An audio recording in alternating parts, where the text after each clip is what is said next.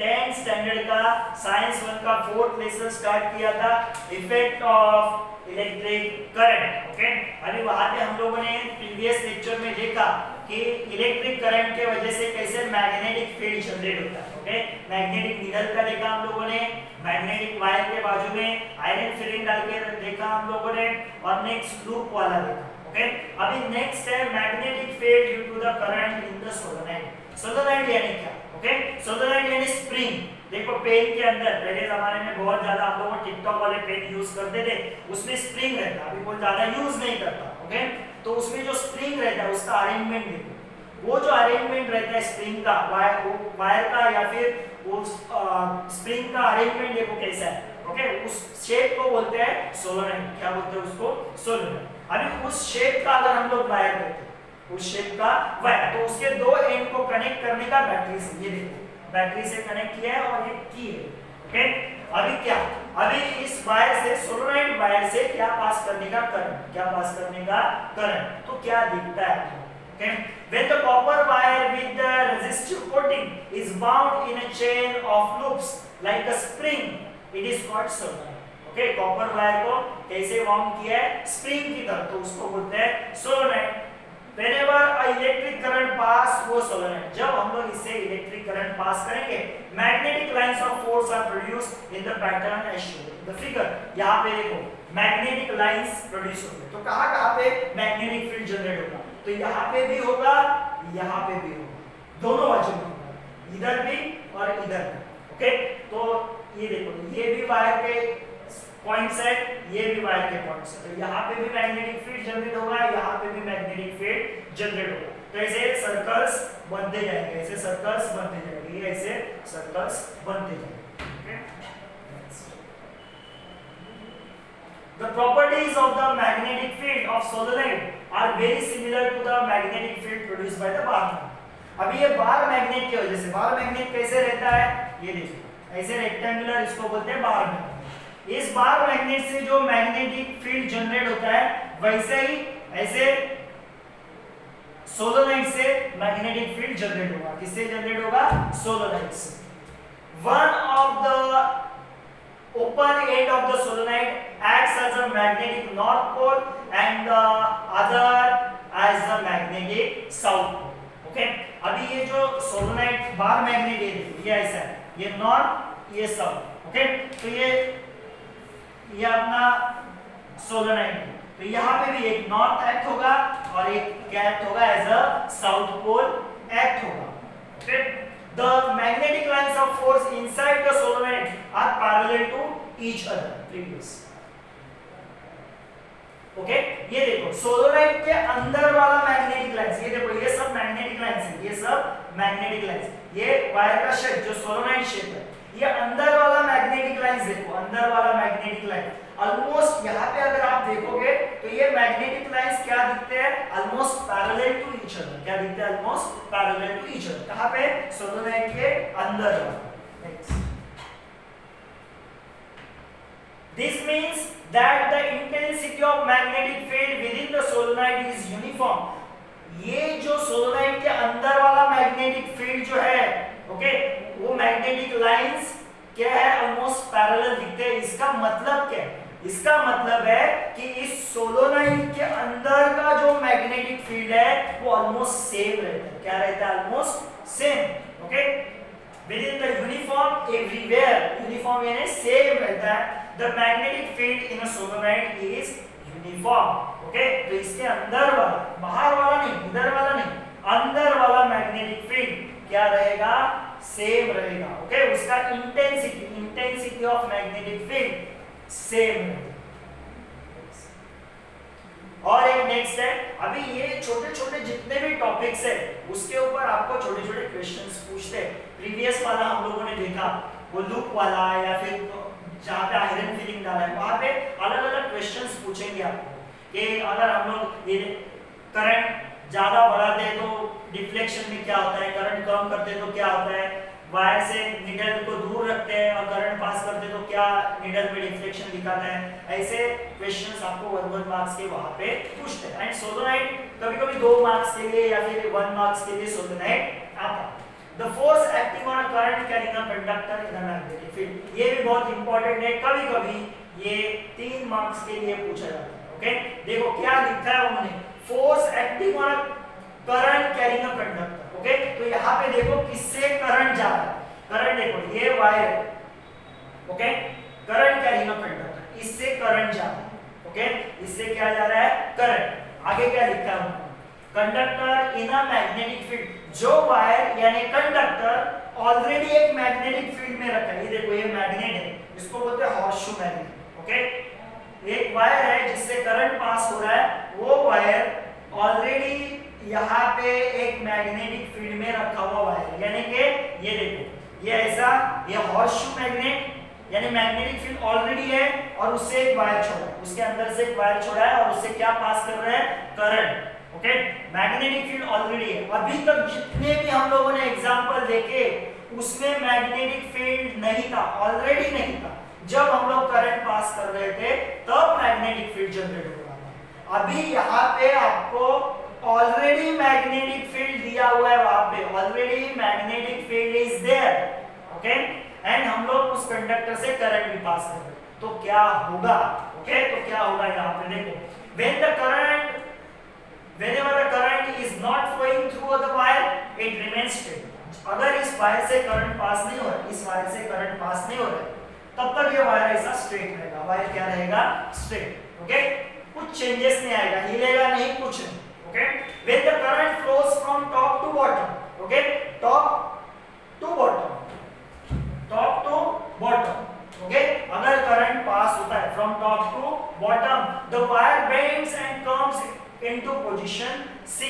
अगर current top to bottom होता है तो वायर क्या होगा, जो स्ट्रेट वायर है वो बेंड होगा। वायर बेंड होगा यानी क्या, वायर को हम लोग खींच रहे हैं नहीं, वायर के ऊपर फोर्स अप्लाई हो रहा है। किसका फोर्स अप्लाई हो रहा है, मैग्नेटिक फोर्स। कौन सा फोर्स अप्लाई हो रहा है, मैग्नेटिक फोर्स। तो वायर बेंड होगा और कौन से पोजीशन पे जाएगा, सी। इस डायग्राम में दिखाया देखो, ये स्ट्रेट वायर था, वो कहां पे गया, बेंड होके ये पोजीशन, इस पोजीशन पे। वायर स्ट्रेट है, बेंड हो गया, उधर गया। ओके, थोड़ा कर्व हो गया, सी पोजीशन। नेक्स्ट उन्होंने दिया है, इफ द करंट का डायरेक्शन अगर हम लोग रिवर्स करते हैं, it flows from bottom to top, bottom से ऊपर जा रहा है। Okay, the wire bends but comes in the position B. Okay, wire फिर भी वायर बेंड होगा मगर कहां पे आएगा, इस पोजीशन पे आएगा, यानी इधर आएगा। टॉप टू बॉटम उधर बेंड होगा, बॉटम टू टॉप इधर बेंड होगा। Okay, this means that the direction of force on the wire is perpendicular to both the magnetic field and the direction of the current। इसका मतलब क्या, देखो wire ऐसा straight था, वो उधर बेंड हो रहा है और इधर बेंड हो रहा है, यानी इस वायर के ऊपर जो फोर्स एक्ट हो रहा है वो ऐसा परपेंडिकुलर है। कैसा है, ऐसा परपेंडिकुलर, तो ही वो उसको ऐसा पुश करेगा तो उधर जाएगा। जब वायर इधर आ रहा है तो फोर्स ऐसा है, परपेंडिकुलर फोर्स है। देखो आप किसी गाड़ी को धक्का मारोगे, अगर ऐसा परपेंडिकुलर धक्का मारोगे तो ही वो गाड़ी आगे जाएगा, वहां से परपेंडिकुलर धक्का मारोगे तो ही वो गाड़ी इधर आएगा। तो यहाँ पे जो फोर्स एक्ट हो रहा है वो परपेंडिकुलर है। ओके, मगर ये कौन सा फोर्स है, क्या फोर्स है, ओके, वो हम लोग आगे देखेंगे। Here is the direction of magnetic field is from north to south. Okay, ये मैग्नेटिक फील्ड का डायरेक्शन क्या है, कौन से मैग्नेटिक फील्ड का डायरेक्शन, इस मैग्नेट के वजह से जो मैग्नेटिक फील्ड जनरेट हो रहा है उसका डायरेक्शन मैग्नेटिक फील्ड का। ये देखो मैग्नेटिक फील्ड ऐसा जनरेट होता है, ये मैग्नेटिक फील्ड है। ओके, उसका ऐसा डायरेक्शन होता है, उसका क्या होता है, ऐसा डायरेक्शन, मैग्नेटिक फील्ड का डायरेक्शन। ये नॉर्थ पोल है, सपोज ये साउथ पोल है, तो इस मैग्नेटिक फील्ड का डायरेक्शन क्या है, डायरेक्शन है from north to south. Okay, यानी यहाँ पे जो मैग्नेटिक फील्ड जनरेट होगा उसका डायरेक्शन ऐसा है, north to south. Okay. Whenever the current flows through a conductor, a force is exerted, current carrying a conductor. Okay. पहले जब हम लोगों ने करंट पास नहीं किया था तब ये बेंड हुआ था क्या, वायर नहीं बेंड हुआ। कब बेंड हुआ, जब हम लोगों ने करंट को पास किया, एक तो वो सी पोजीशन पे बेंड हुआ या फिर बी पोजीशन पे बेंड हुआ। ओके, जब करंट पास कर रहे तभी बेंड हुआ। तो क्यों बेंड होता है, again the direction of this force depends on the both direction of the current and direction of the magnetic field. अभी ये जो बेंड होता है, फोर्स जो अप्लाई होता है उस वायर के ऊपर, वो किसके ऊपर डिपेंड रहता है? दोनों के ऊपर, direction of a magnetic field and direction of the current. Okay, current का डायरेक्शन चेंज किया, फोर्स का डायरेक्शन चेंज। ओके, करंट का डायरेक्शन चेंज, फोर्स का डायरेक्शन चेंज। देखो करंट का डायरेक्शन ऐसा था, फोर्स का डायरेक्शन ऐसा था, तो वहां पे बेंड हो गया। करंट का डायरेक्शन ऐसा हो गया, फोर्स का डायरेक्शन इधर हो गया, और वो यहाँ पे बेंड हो गया। अभी ये इससे क्या पता चलता? तो यहाँ पे एक रूल है, Fleming's left hand rule. Okay, Fleming's left hand rule important है, 3 मार्क्स के लिए या फिर 2 मार्क्स के लिए आता है। अगर ये रूल आता है आपको तो क्या क्या निकालना है? आपको ये रूल लिखना है और ये भी निकालना है, डायग्राम निकालना है। ओके, ये नहीं निकालना है। ओके, ये डायग्राम नहीं निकालना है, ये वाला निकालना है एंड रूल लिखना है। कभी-कभी 2 मार्क्स के लिए आता है, ज्यादा चांसेस है ये रूल के। ओके, प्रीवियस में हम लोगों ने क्या देखा था कि मैग्नेटिक फील्ड जो है किसके वजह से? हॉर्सशू मैग्नेट के वजह से, और हम लोग वायर के अंदर से क्या पास कर रहे हैं? करंट। तो वायर के अराउंड में क्या हो रहा था? जनरेट मैग्नेटिक फील्ड, यानी एक मैग्नेटिक फील्ड दूसरे मैग्नेटिक फील्ड के ऊपर प्रेशर अप्लाई कर रही थी। क्या अप्लाई कर रही थी? प्रेशर। प्रेशर नहीं बोल सकते हम लोग, फोर्स अप्लाई कर रही थी। क्या अप्लाई कर रही थी? फोर्स। ओके, तो यहाँ पे हम लोग देखेंगे कि फ्लेमिंग्स लेफ्ट हैंड रूल में क्या लिखा है। According to this rule the left hand, okay, left hand का क्या क्या है? थंब, इंडेक्स फिंगर, देखो इंडेक्स फिंगर वहां पे लिखा है। ओके, ये थंब, उसके बाजू वाला है index finger. Okay, and the middle finger, यानी ये थर्ड फिंगर, मिडिल फिंगर को स्ट्रेच करने का है। कैसे स्ट्रेच करने का है? ये सब एक दूसरे को परपेंडिकुलर रहेंगे। कैसे परपेंडिकुलर? ये देखो, ऐसे स्ट्रेच किया, ऐसे स्ट्रेच, ये देखो ये परपेंडिकुलर है इसको, ये परपेंडिकुलर है इसको, ये देखो ये इसको परपेंडिकुलर है। ओके, ये इसको परपेंडिकुलर है। अगर आप ऐसा स्ट्रेच करते हो, ये देखो इस पोजीशन में अगर हम लोग स्ट्रेच करते हैं, ओके, तो ये एक दूसरे को परपेंडिकुलर है। ओके, अभी क्या होगा? If the index finger, okay, index finger यानी कौन सा फिंगर? सेकेंड वाला finger. Okay, index finger is in the direction of the magnetic field. Index finger क्या बताता है? Direction of a magnetic field. Okay, आपको ये 3 बाहर करने का है। थंब क्या बताता है? इंडेक्स फिंगर क्या बताता है? मिडिल फिंगर क्या बताता है? ये रूल कैसे याद रखने का वो मैं बताता हूं। पहले, if the index finger is in the direction of the magnetic field, index finger कौन से डायरेक्शन में है? मैग्नेटिक फील्ड का अगर डायरेक्शन बताता है। Okay, and the middle finger points the direction of the current. Middle finger क्या बताता है? ये वाला मिडिल फिंगर क्या बताता है? Direction of the current. Okay, अगर ये दो पता है हम लोग को, क्या पता है? Direction of the magnetic field कौन बता रहा है? Index finger. Direction of the current कौन बता रहा है? Middle finger. तो थंब क्या बताएगा? थंब क्या बताएगा? Okay, then the direction of thumb is in the direction of the force on the conductor.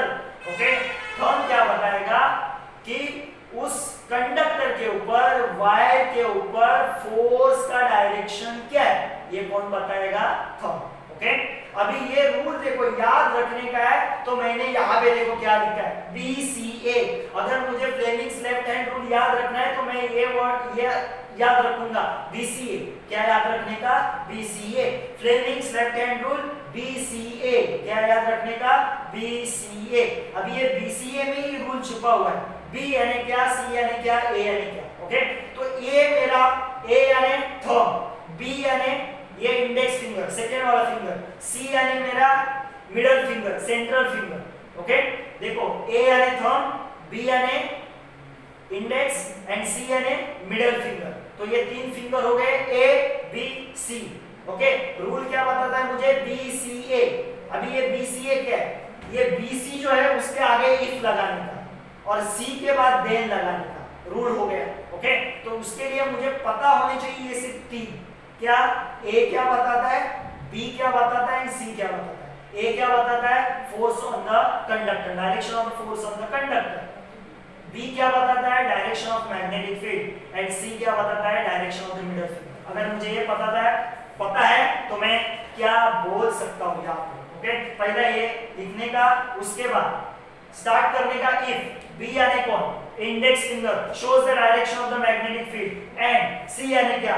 Middle finger shows the direction of the current. Then उसके बाद क्या है ए यानी thumb will shows the direction of the force on the conductor. ऐसे इसको याद रखने का है।